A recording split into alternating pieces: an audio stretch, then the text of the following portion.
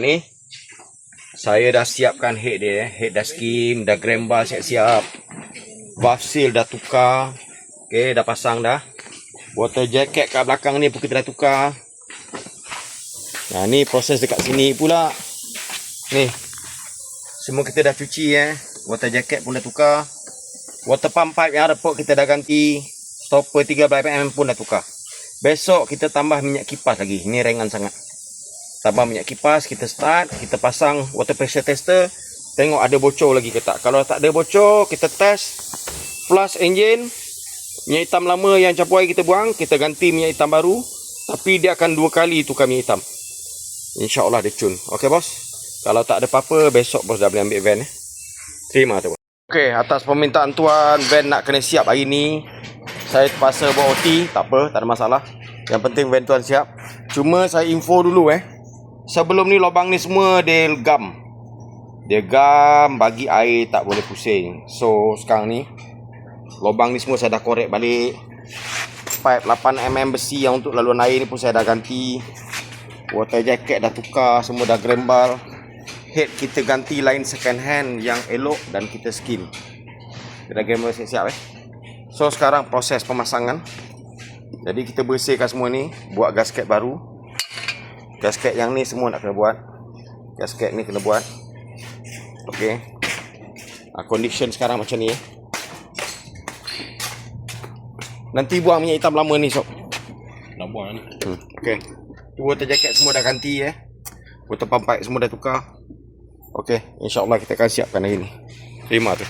Okey, assalamualaikum tuan. Saya nak update tuan berkenaan van tuan yang kita dah buat top overhaul. Ni van tuan yang tuan kata towing daripada Perdixon ni. Okey. Kenapa van ni kena siap cepat? Sebab besok dia nak angkut anak sekolah. Kalau aku tak siapkan van ni, naya dia. Anak sekolah tu takkan nak ponteng. Nanti mak bapak dia bising. Tapi tak apa.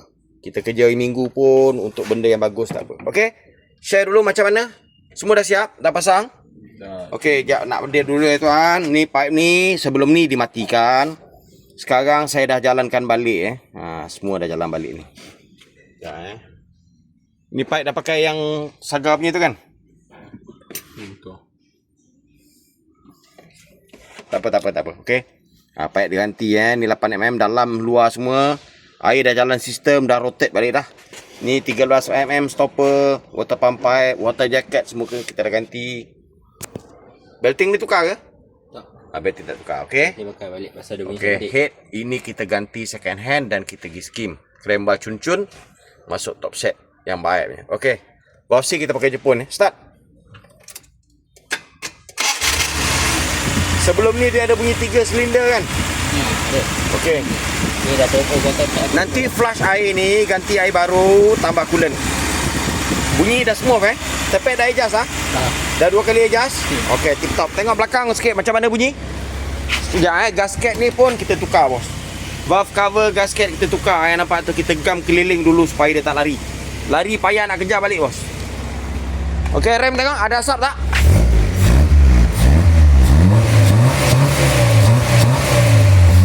Okey. Cun. Padu terbaik.